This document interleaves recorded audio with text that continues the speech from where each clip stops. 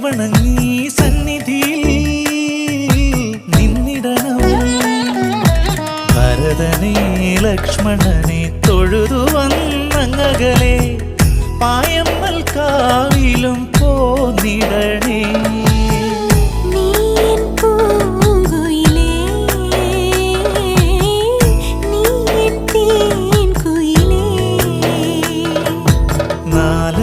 നാലമ്പലമണയാനൊരു തുണയായിടാം ഞാൻ, പുതുമഴ നനയാതെ കുടനീർത്തിടാം ഞാൻ.